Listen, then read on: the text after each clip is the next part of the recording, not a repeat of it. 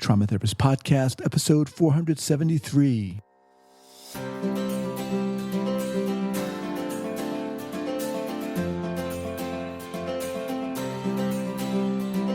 All right, guys, welcome to the Trauma Therapist Podcast. My name is Guy McPherson. My mission is to raise awareness of trauma and to support new trauma therapists just starting out on their trauma-informed journey. I do that through this podcast and my membership community, Trauma Therapist 2.0. If you're a therapist of any kind, interested in learning about trauma, and you're looking for support and inspiration, I invite you to check out Trauma Therapist 2.0 by going to traumatherapist2.com. That's Trauma Therapist, the number 2.com. All right, let's get started. This episode is sponsored by CPTSD Foundation.org.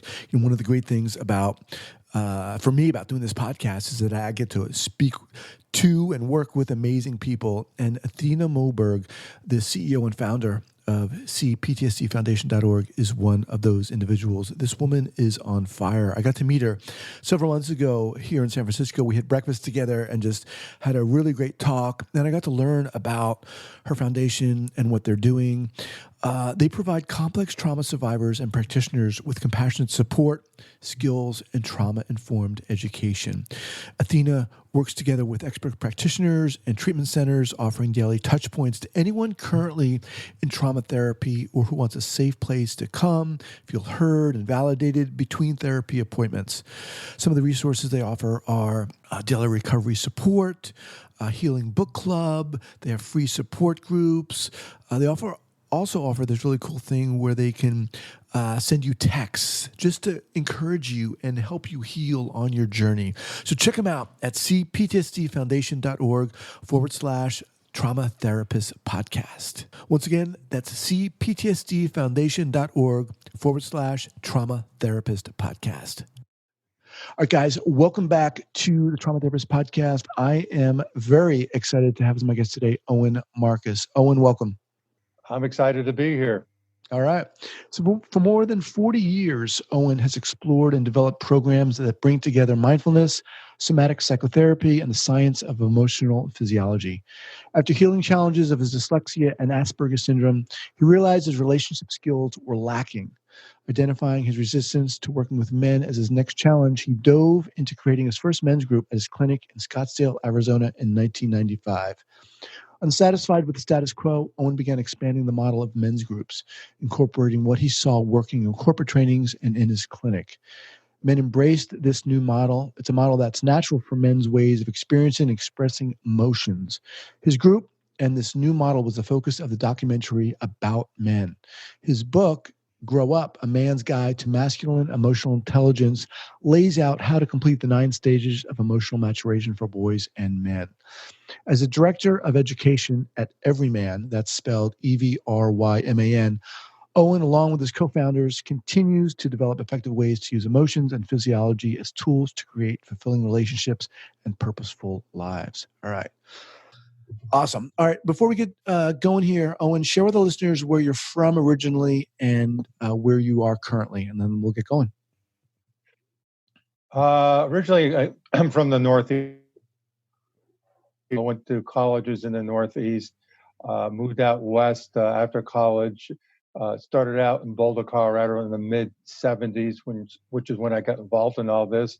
Ended up in Scottsdale, Arizona, ended up being a rolfer, which I still do part-time, and developed a holistic clinic in Scottsdale. And now I live in northern Idaho, or Sandpoint, Idaho. Right now, I'm in Northern California. Oh, cool. Where? Nevada City. Okay. Awesome. I'm in Oakland, California. I was just down there. All right. So there's a lot to talk about here, but let's kind of start a little broad in a sense, and then we'll dial in.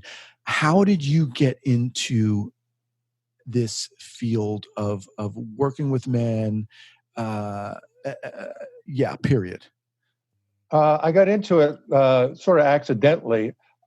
As I mentioned, I was ended up in Boulder, Colorado after college, and I was just traveling and wanting to work in the ski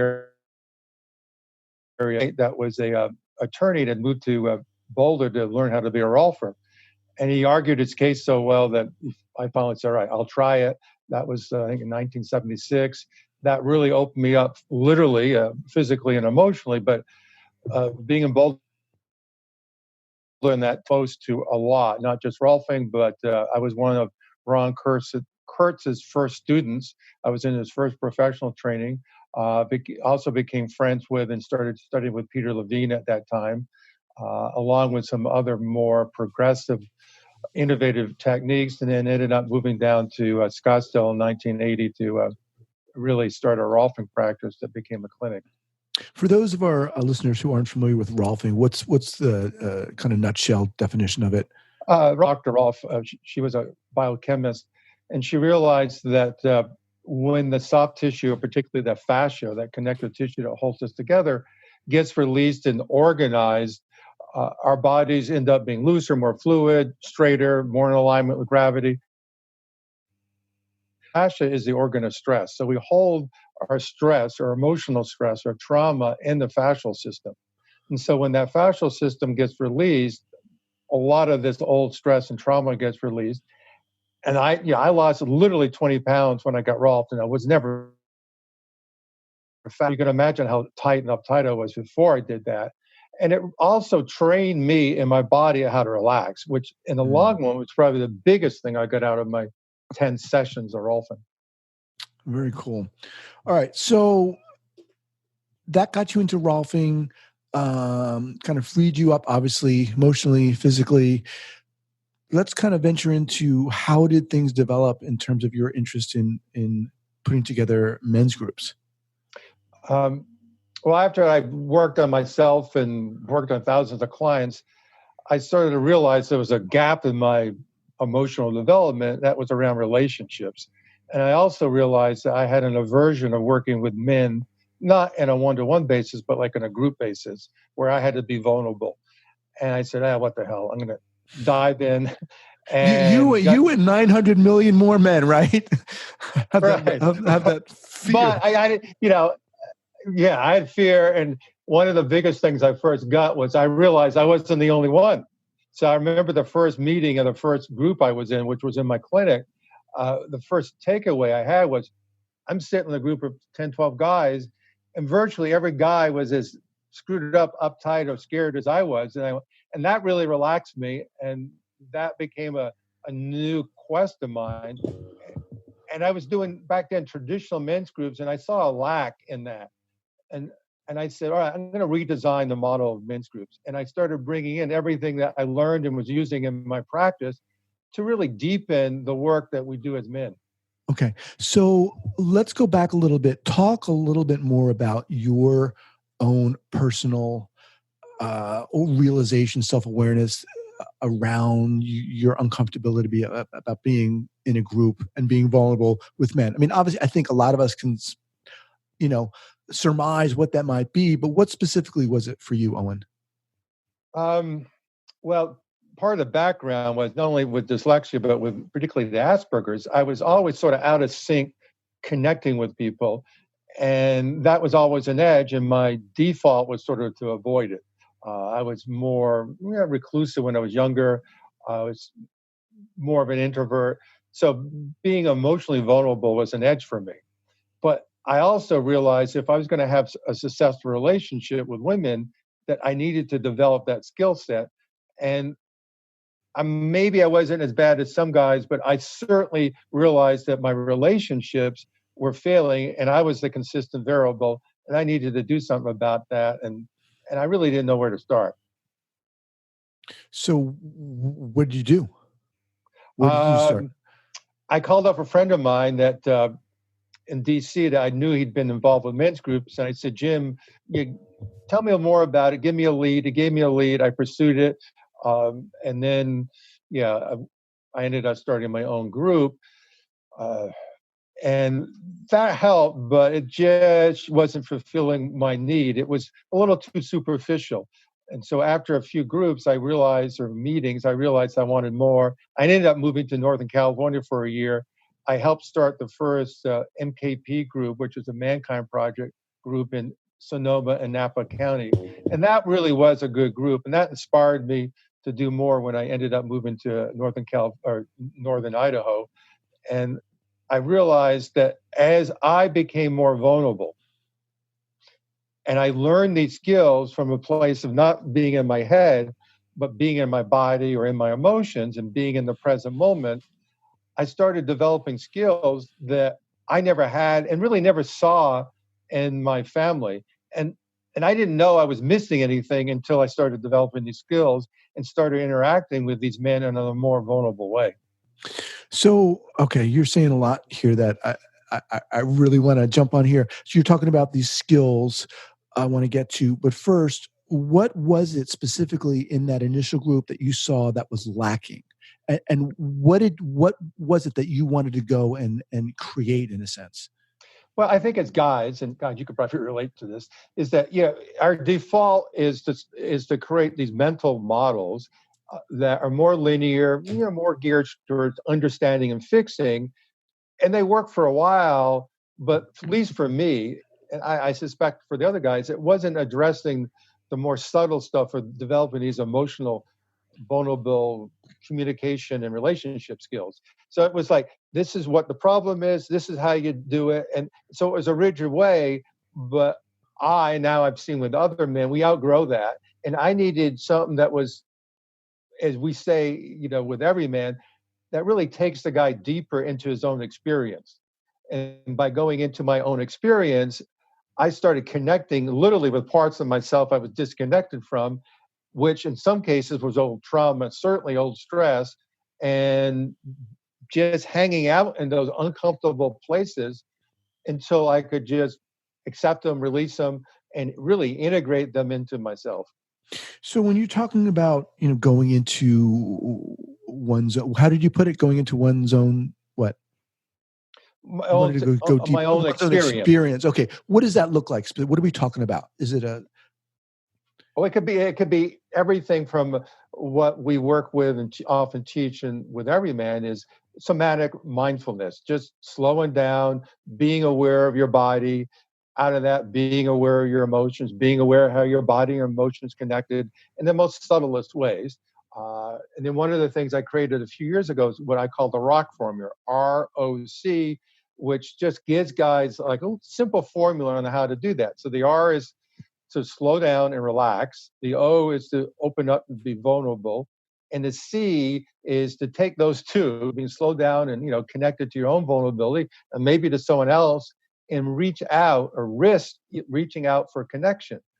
And I was starting to do that. I hadn't connected all those dots, but that's what I was starting to do. And I was seeing other men that were being successful were doing that. And so for most of us guys, slowing down into the experience that I'm having in the moment was the key.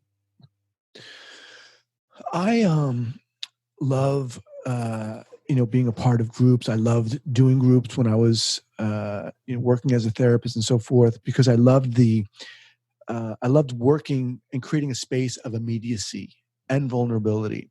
And when you're talking about getting a group of men together, a lot of times what you're talking about here is in direct opposition to the way we grow up as men.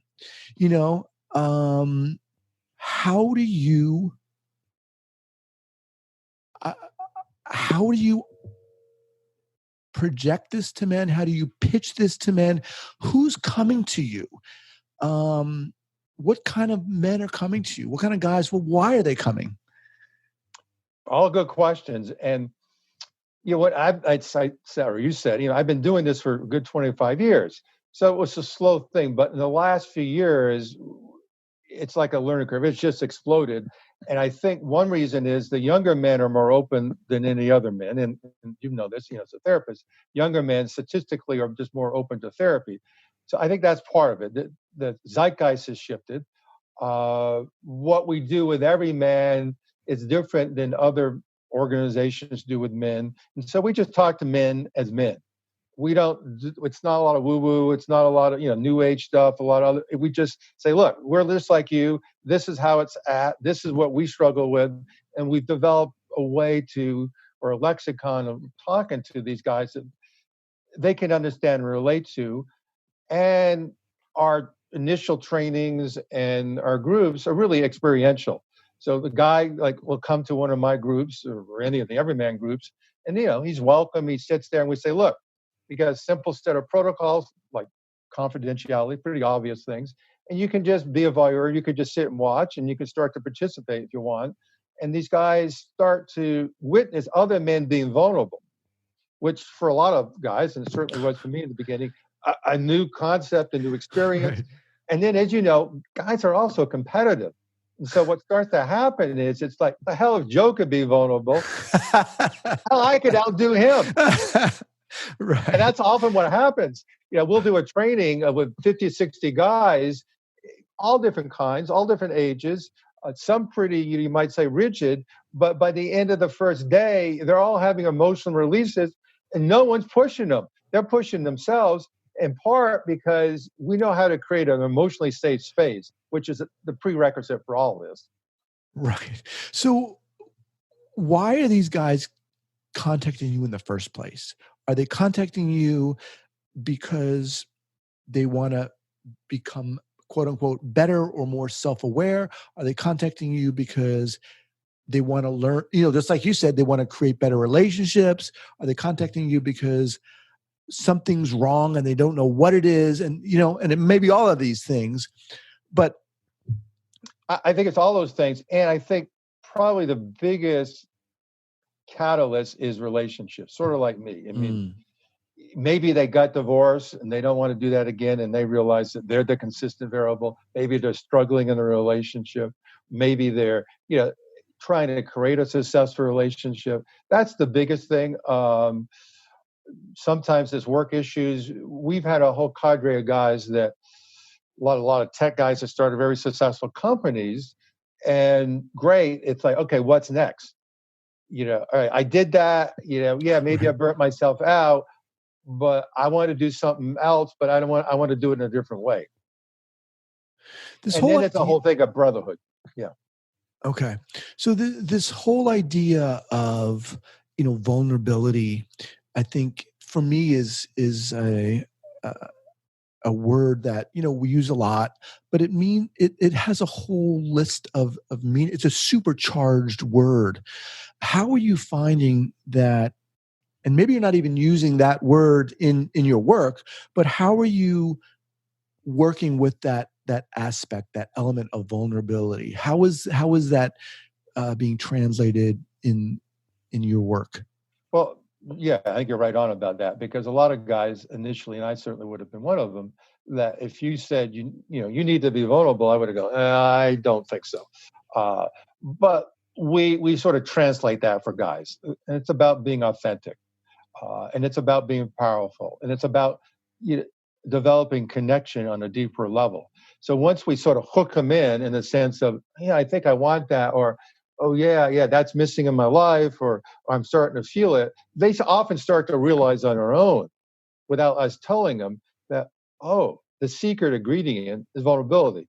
And then at that point, I'll often say something like, yeah, vulnerability is the conduit for connection.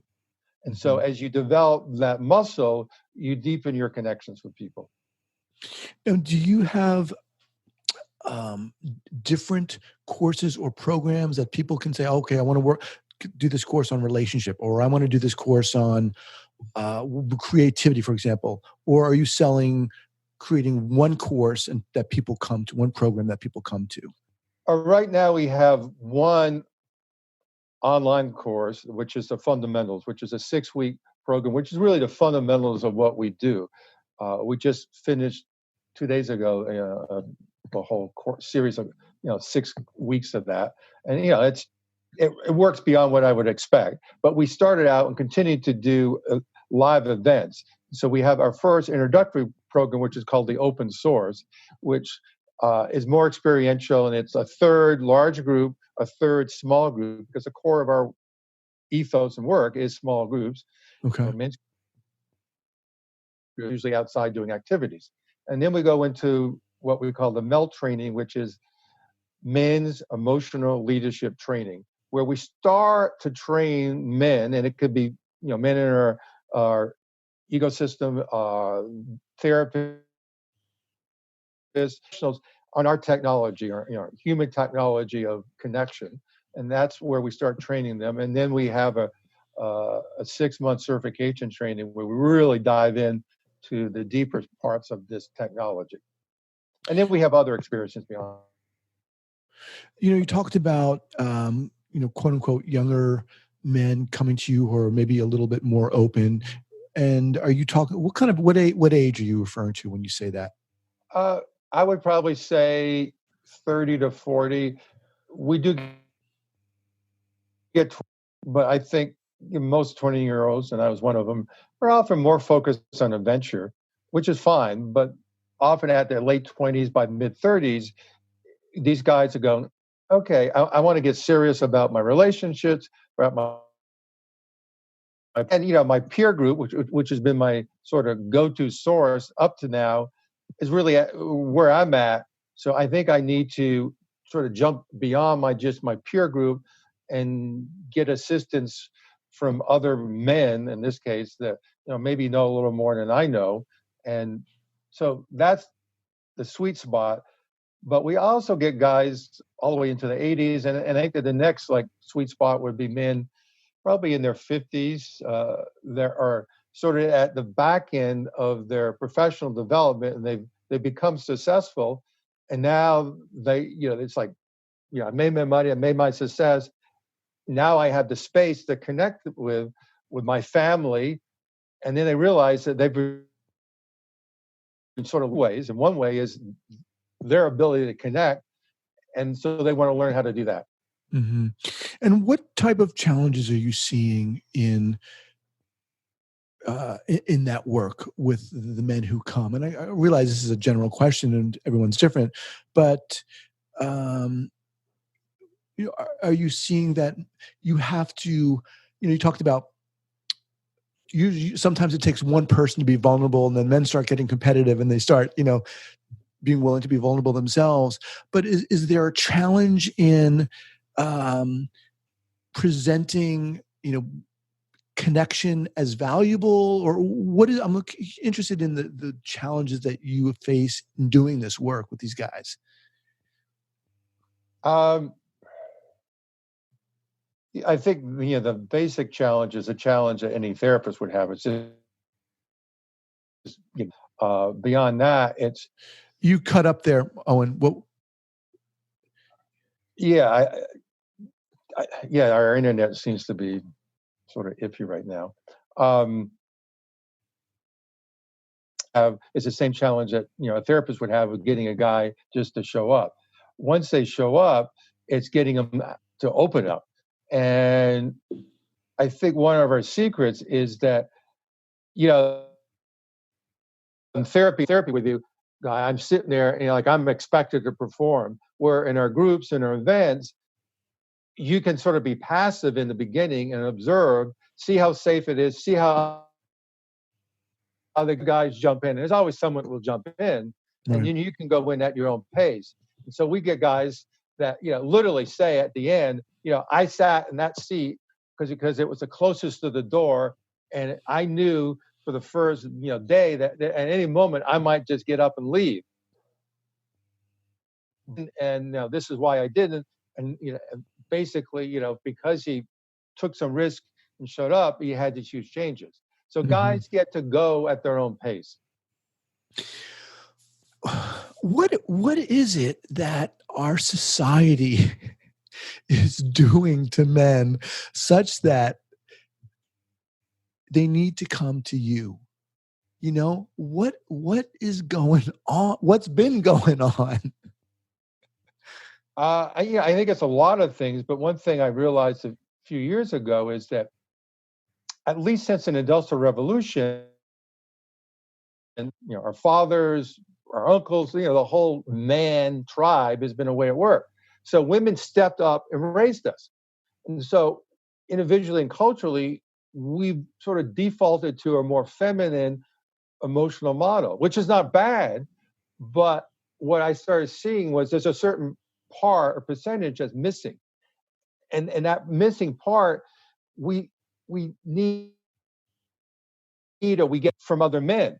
And what happens is you put guys together, and even untrained, inexperienced guys together, and they just start sitting together and become authentic. It's like this instinctual part of us starts to get woken up, and we start teaching each other about connection, about vulnerability, about taking risks, about basically how to experience and express emotions in a more masculine way. And the bonus to that is inevitably our partners, male or female, are blown away with what we're learning.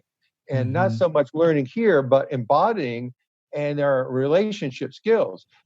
And like in our groups, we'll say about the average in 6 months, after once a week in our groups, these guys' relationships almost inevitably turn around like 180 degrees because they've changed. And at some point, a lot of these guys are sort of laughing and saying, you're telling me what my wife has been telling me for 20 years, but I can listen to you. But more than that, he can understand it when a guy says it, and he sees how guys do it, because how we are vulnerable as men, generally speaking, is different than how than women are vulnerable. And that's one reason guys resist being vulnerable, because we think we have to do it like women do it, which again is not bad, and some of it is the same, but we resist. And us, they're huge as fans and advocates, and it's come to one of our trainings. And in one of the things that she says, who was that? Esther Perel. Okay. Esther. And she says that women really need to learn how to listen to men, because often we're communicating what they want, but we're just doing, for sure, a lot of it falls on our shoulders. But as men slow down, get more connected to their own experience, they start being able to connect to their partners and start hearing them and start communicating in a way where their partner is going to, rather than drifting apart, they start coming together.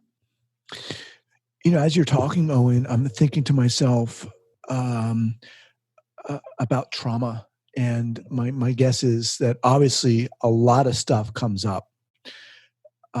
And men's relationship with trauma, more specifically with abuse or bullying or on and on and on, is a very delicate relationship, in the sense that a lot, from my personal experience, I was bullied as a young kid, and that whole experience jacked me up and jacked the trajectory of my relationships and self-esteem and on and on and on.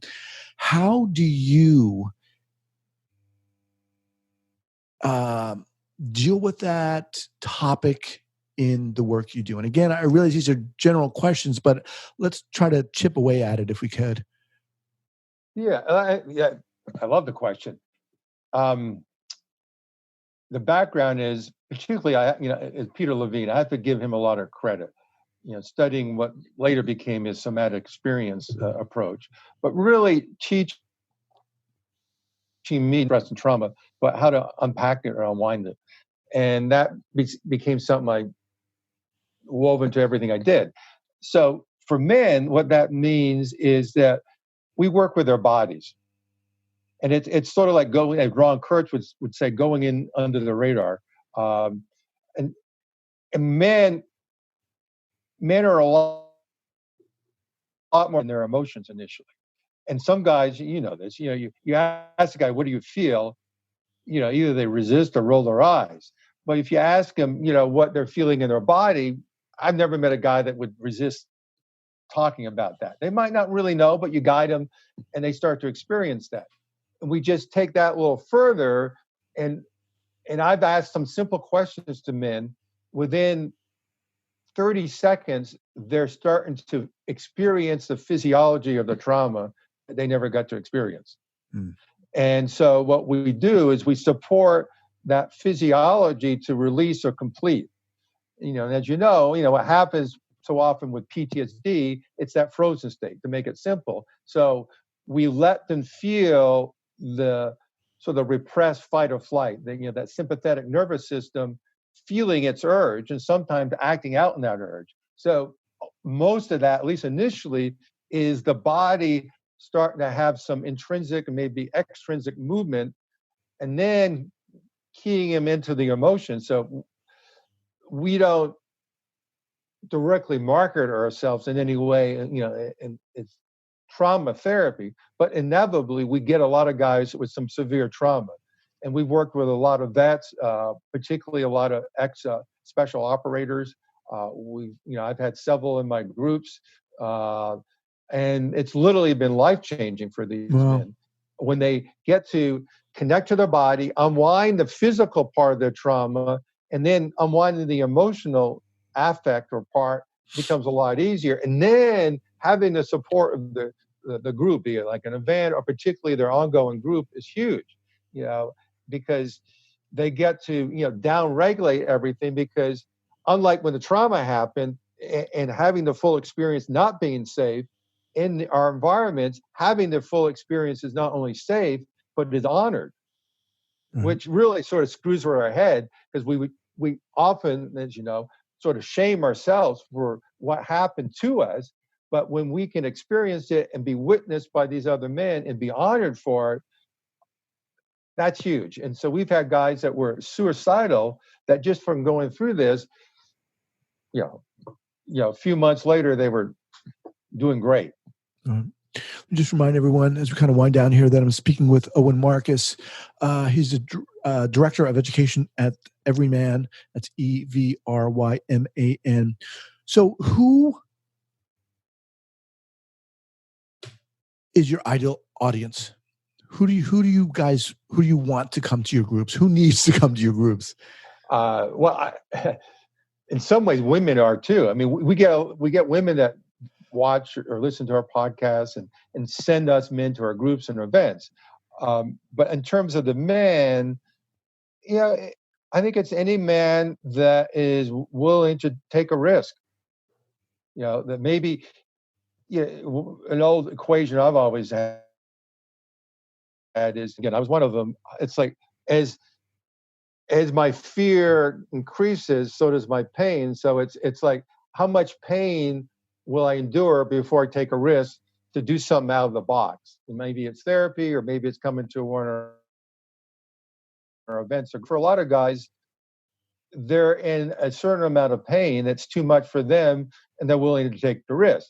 Now, as you sort of alluded to, is we make it as safe and as easy for men as possible. And probably our biggest source of men are other men that have done our trainings or done our groups. So most of our men come from personal referral, because they have a guy and they see from him that not only is it safe, but it works. Right. All right. In terms of, you mentioned your experiential trainings, are these 1 day, 3 day, 5 day? Talk a little bit more about those. They're generally weekends. We start Friday night and go to Sunday until 4. We do them generally on the East Coast and the West Coast. And we also have an expedition that we do, usually like into a park like Yellowstone for like a week, which is a physical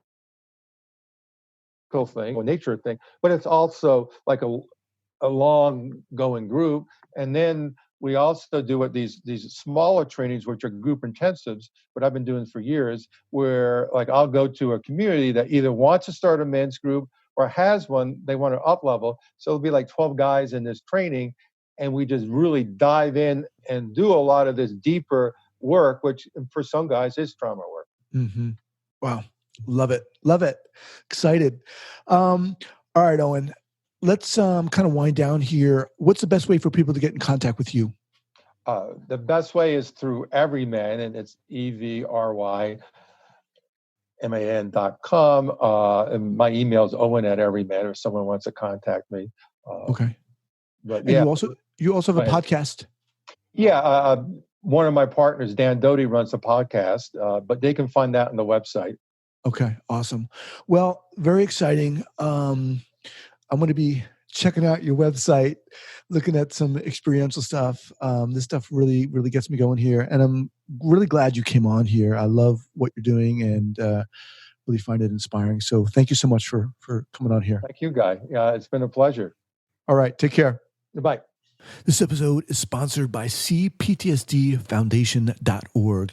And one of the great things about, for me, about doing this podcast is that I get to speak to and work with amazing people. And Athena Moberg, the CEO and founder of CPTSDFoundation.org, is one of those individuals. This woman is on fire. I got to meet her several months ago here in San Francisco. We had breakfast together and just had a really great talk. And I got to learn about her foundation and what they're doing.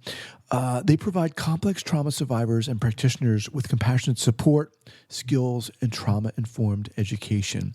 Athena works together with expert practitioners and treatment centers, offering daily touch points to anyone currently in trauma therapy or who wants a safe place to come, feel heard and validated between therapy appointments. Some of the resources they offer are daily recovery support, a healing book club. They have free support groups. They also offer this really cool thing where they can send you texts just to encourage you and help you heal on your journey. So check them out at cptsdfoundation.org/trauma therapist podcast. Once again, that's cptsdfoundation.org/trauma therapist podcast.